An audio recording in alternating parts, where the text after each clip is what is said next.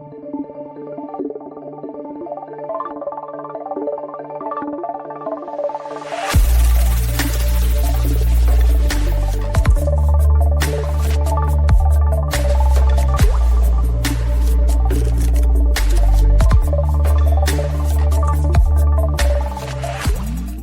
halo semuanya. Kami telah tiba di Dirigible Dome di tempat yang indah di Kirzhak. Ini adalah tempat di mana para insinyur yang sangat akan terlibat dalam pelaksanaan proyek baru dan teknologi baru sebelumnya telah bekerja. Hari ini kami akan berjalan-jalan di Dirigible Dome ini bersama mereka.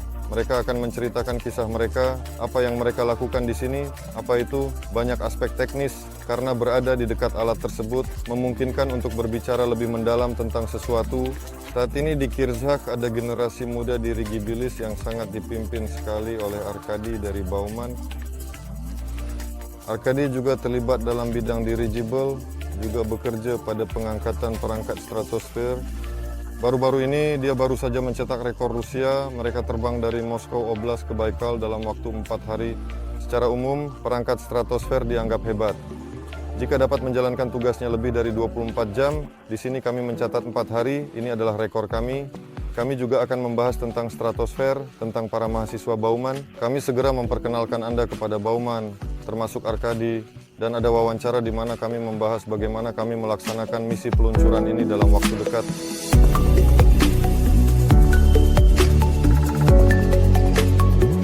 Ini Artem, dia bisa merakit reaktor termonuklir di rumah dan menjelaskan cara kerjanya dengan sederhana, tetapi lebih suka menggunakan istilah ilmiah dan bahasa Inggris. Semua orang mengenal Ruslan.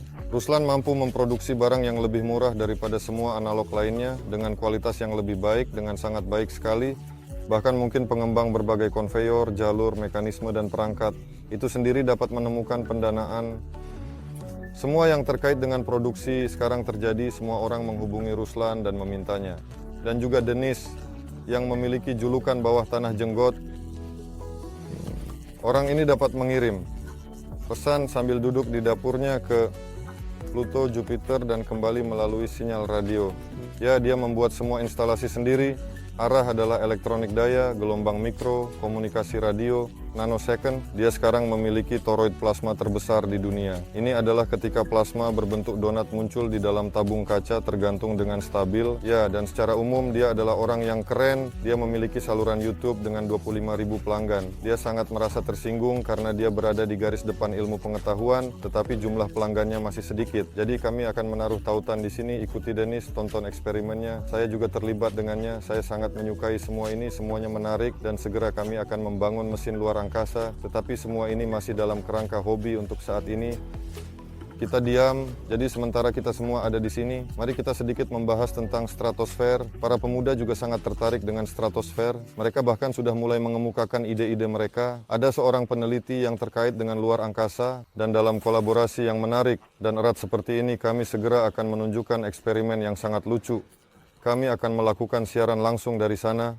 Kami akan melakukan eksperimen. Denis akan mencoba untuk menyalakan aurora borealis di atas Moskow. Pastikan untuk berlangganan salurannya, karena sebagian konten akan kami unggah secara eksklusif di salurannya. Bagaimana rasanya kembali ke tempat yang pernah Anda kunjungi sebelumnya? Di sini sangat bagus, di sini kita bisa bekerja dan bekerja. Fakta bahwa tempat ini telah diciptakan juga merupakan pencapaian tertentu.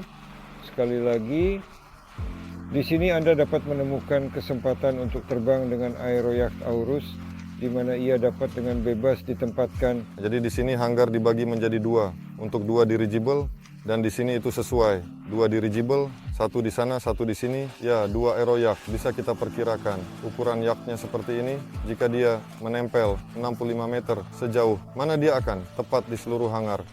Atau setengah, atau setengah, setengah, atau setengah, atau setengah, atau setengah, atau setengah, atau setengah.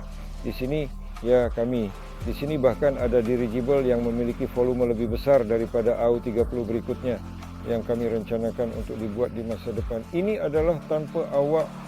Jadi secara keseluruhan seperti yang dikatakan itu bisa diperpanjang, tetapi itu sudah, jika bisa dibilang, diperlukan dirigible yang jauh lebih besar.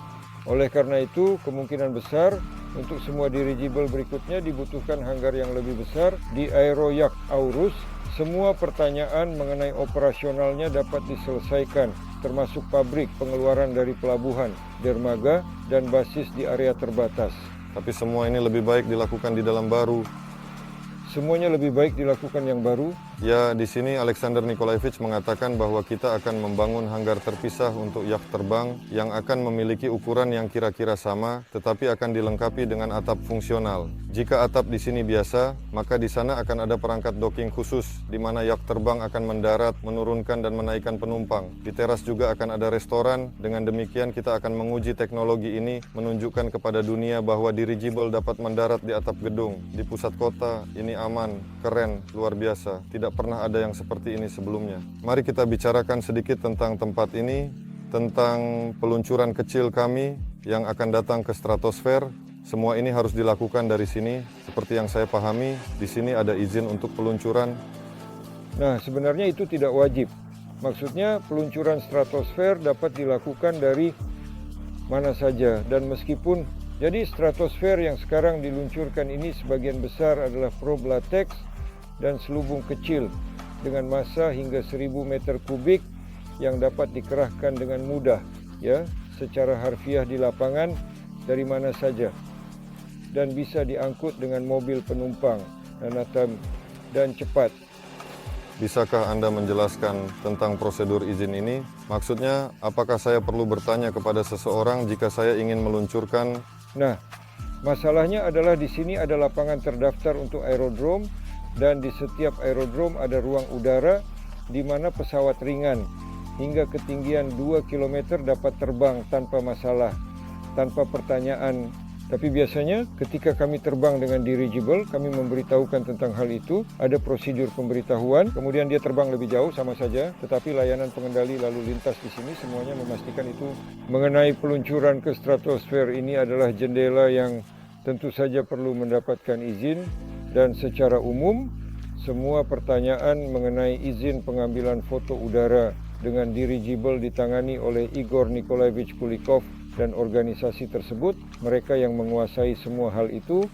Jadi ini adalah pekerjaan tertentu nomenklatur yang perlu dikuasai. Bagi seseorang yang tidak akrab dengan hal ini akan sulit untuk menyelaraskan semuanya. Hal yang sama juga berlaku untuk peluncuran ke stratosfer. Peluncuran ke stratosfer dilakukan di laboratorium aerologis di mana hingga 1000 balon diluncurkan setiap hari di lokasi-lokasi terkenal, dan mereka terus-menerus melaporkan tentang hal ini. Tapi ini sebenarnya adalah jendela pendek dan penerbangan pendek. Penerbangan panjang sekarang sangat jarang dilakukan. Seringkali mereka diadakan secara intensif pada masa Soviet, kemudian beberapa waktu setelahnya. Saat ini sekelompok penggemar telah terlibat dalam semua penerbangan stratosfer ini, dan mereka telah bekerja di sana selama beberapa dekade. Pada dasarnya, ini semua adalah program pendidikan, berbagai eksperimen dan penelitian ilmiah. Ini semua pada dasarnya adalah probe latex yang meluncur ke atas hingga ketinggian sekitar 30-35 km dan 40-30 dan setelah pemutusan, peralatan semuanya mendarat di tanah menggunakan parasut dan ditemukan melalui pelacak. Mereka memiliki semua peralatan yang diperlukan, dan mereka memiliki pengalaman besar dalam mendapatkan izin. Pertanyaan utama adalah energi stratosfer. Di sana banyak sinar matahari, tidak ada yang menghalanginya. Panel surya, kami sudah memiliki pengalaman dalam mengembangkan panel surya yang baik dan ringan. Di dunia ini sudah ada, dan sekarang muncul teknologi baru. Mengenai panel surya baru, Artem memiliki ide. Proses teknologi sebagian telah dikerjakan tentang bagaimana cara menyemprotkan baterai langsung ke permukaan aerostat. Dia mengatakan secara keseluruhan tugas ini dapat diselesaikan. Ada teknologi kritis yang sangat penting, yaitu fotovoltaik fleksibel. Fotovoltaik fleksibel secara umum adalah arah yang inovatif karena sangat mudah untuk diterapkan pada berbagai objek, pada mobil, atap, dan yang terpenting pada dirigible. Pada awalnya direncanakan untuk membuat perangkat aerostatik kecil yang hanya dapat bergerak di siang hari dengan tujuan utama untuk memantau kondisi cuaca dan lingkungan sekitar secara lebih efektif dan efisien, dan kemampuan manuver perangkat ini akan memungkinkannya untuk menempuh jarak 1000 km. Relatif terhadap udara, ini berarti bahwa dengan bergerak mengelilingi bumi dengan arus, seperti yang saya katakan ada aerostat di mana Konyukov misalnya tiba dalam waktu 7 hari ya mengelilingi bumi. Jika di ekuator maka bisa sampai 14 hari, mungkin bisa mencapai 20 hari. Perangkat ini semua baik-baik saja, tetapi yang bersama Alexander Nikolaevich Kirill adalah perangkat yang lebih serius. Ini lebih untuk jangka panjang, sedangkan ini adalah langkah-langkah kecil yang akan membawa kita dari perangkat kecil menuju platform stratosfer yang sangat kuat yang pasti memiliki masa depan. Dan kami berbicara dengan Kirill kemarin, sangat produktif, dan ada usulan secara umum untuk mengembangkan seluruh cerita stratosfer di basis ini, di mana kami datang hari ini. Kita akan membicarakan hal ini dengan atasan, pemiliknya. Mereka semua sangat tertarik dengan ini. Kami sudah berbicara sebelumnya di sini dan administrasi daerah setuju dan mereka semua mendukung. Semua orang ingin terlibat dalam penerbangan udara dan penerbangan stratosfer. Jadi ini akan sangat menarik dan sangat keren. Ya, tepat sekali bahwa tujuan Alexander Nikolaevich adalah menciptakan dirigible yang sepenuhnya dapat dikendalikan, memiliki kecepatan tinggi dan daya energi yang besar.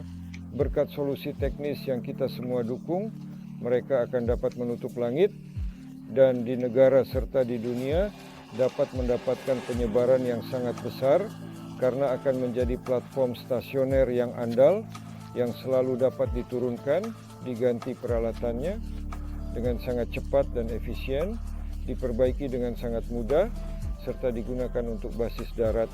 Sekali lagi mereka selalu dapat turun karena mereka memiliki instalasi energi yang kuat dan merekam situasi yang diperlukan dari dekat dengan kualitas yang tidak dapat dicapai dari ketinggian luar angkasa, memantau semuanya dan mengirimkan berbagai informasi yang sangat penting dan sangat detail serta sangat relevan.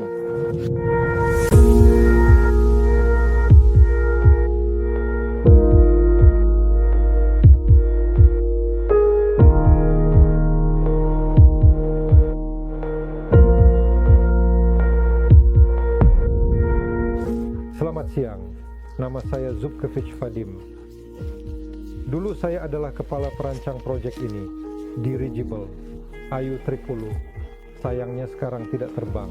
Dari mereka tersisa 2 gondola, ada peling di sini, dan di sini terlihat sirip, ada rencana sirip.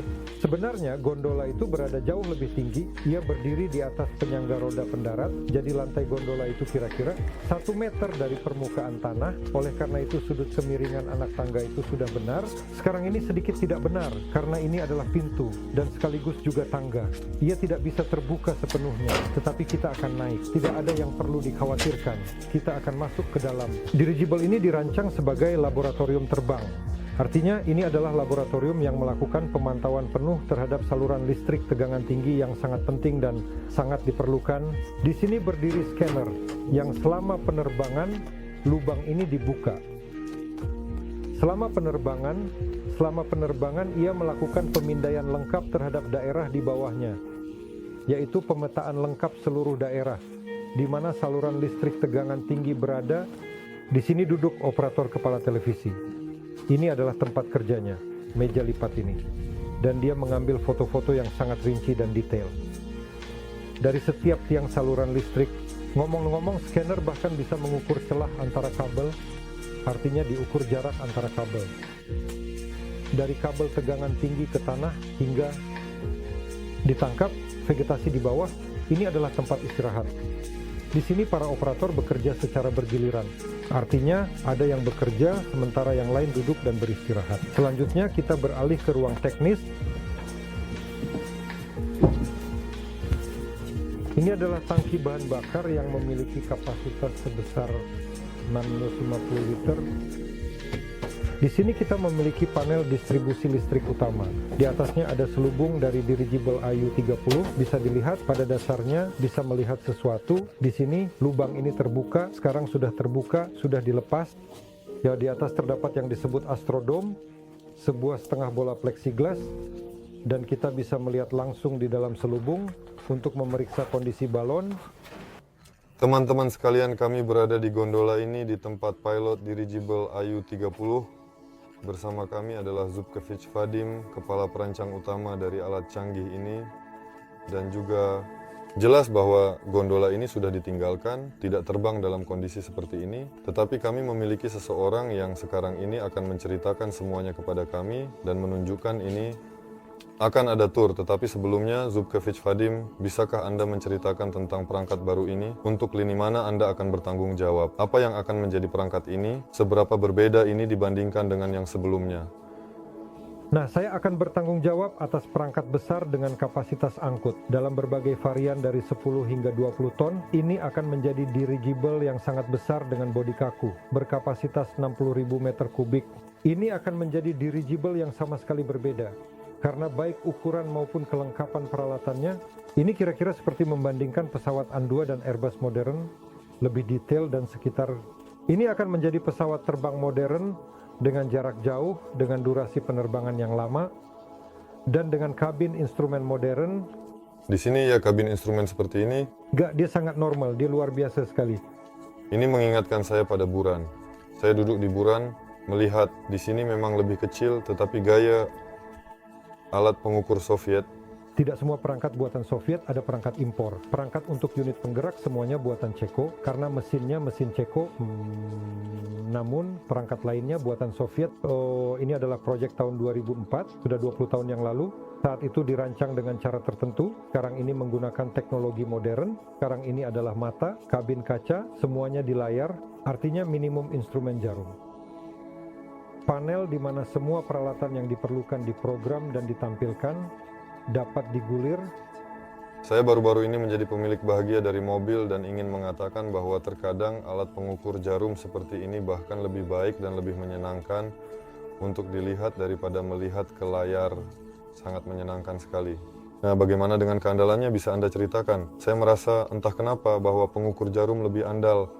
Tidak, sekarang semuanya sangat andal, sekarang semuanya diduplikasi. Bahkan papan instrumen modern di layar dibuat, semuanya sangat andal. Di sana sebenarnya terdapat duplikasi 3 kali baik untuk sinyal maupun untuk daya dan jika secara kebetulan salah satu tablet keluar dari sistem, semua ini dapat ditampilkan di tablet lain.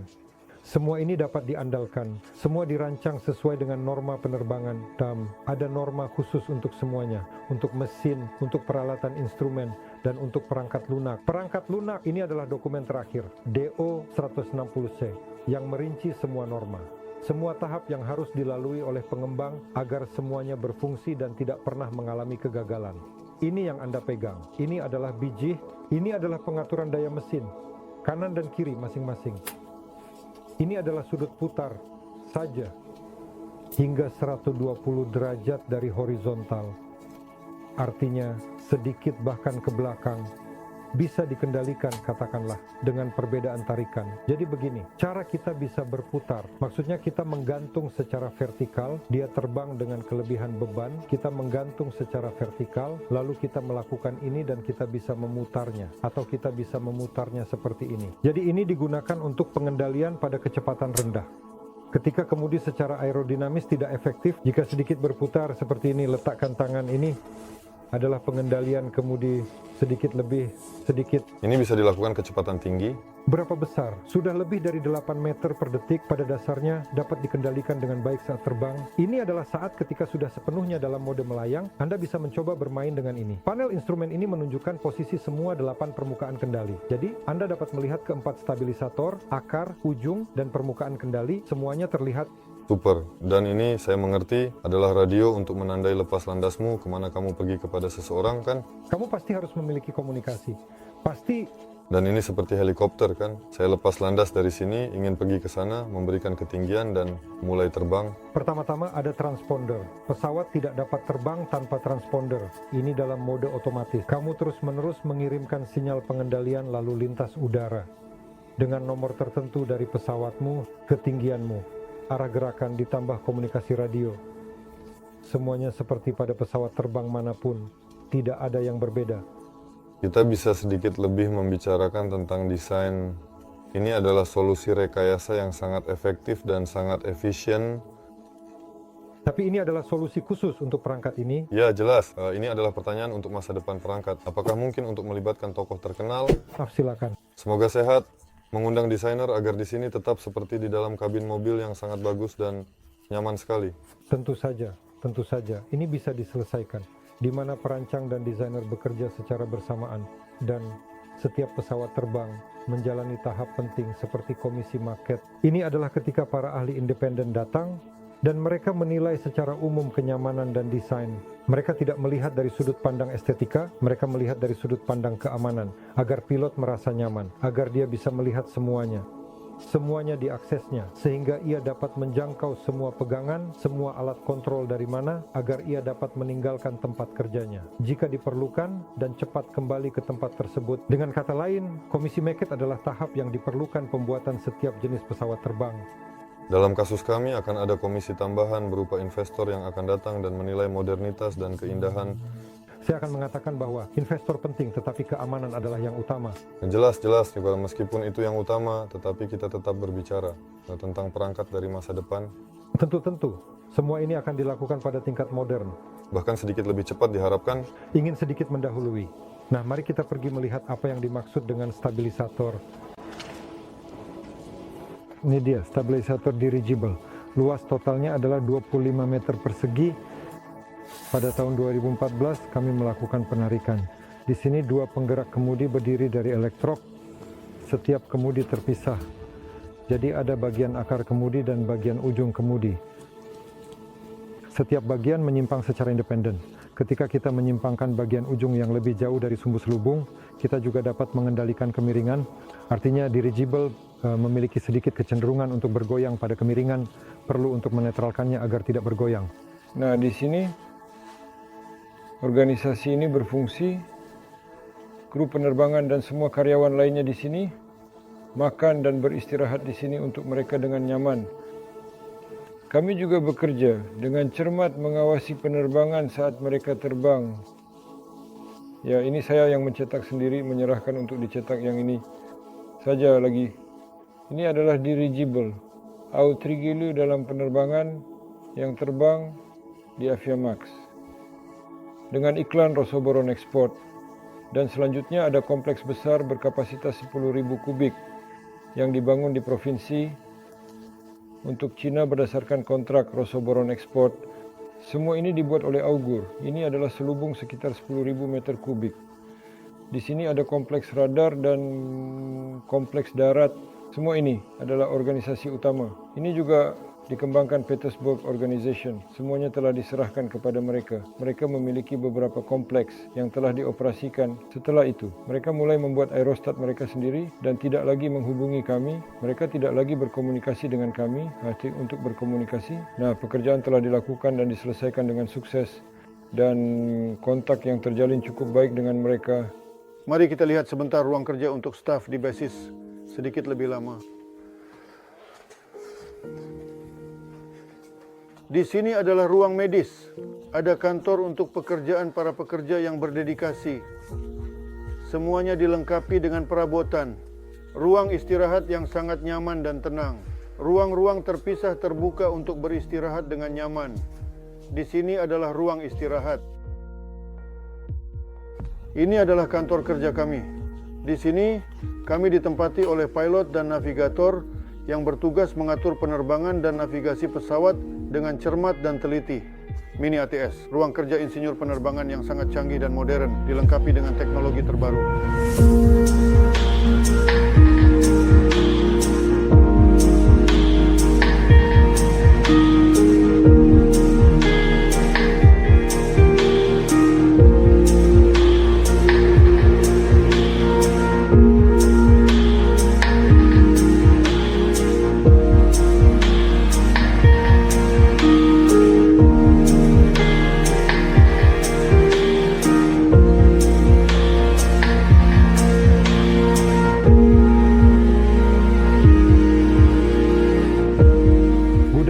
pembangunannya dimulai pada tahun 2004 dan sekitar tahun 2005 sudah selesai dibangun dan menunggu kami untuk mulai merakit dirigible di sini lebih sekitar, jadi panjang bagian ini adalah 70 meter, tinggi hingga langit-langit lebih dari 20 meter.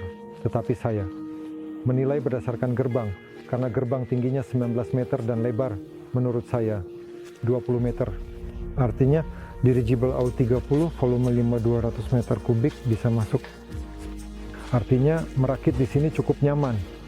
Pada dasarnya ukuran section ini memungkinkan untuk merakit dirigible dengan volume hingga 8.000 meter kubik. Artinya bisa dibangun dirigible berkapasitas 8.000 kubik dan bisa dibangun dan dirakit yang serupa. Bantalan selalu mengambil posisi sesuai arah angin aerostat. Angin bertiup ke arah depannya. Setiap proyek memiliki perancangnya. Proyek yang satu ini dikelola oleh Maxim Salahov. Ini adalah hal yang sangat serius. Adalah kejahatan ini ditinggalkan, tidak diselesaikan hingga akhir.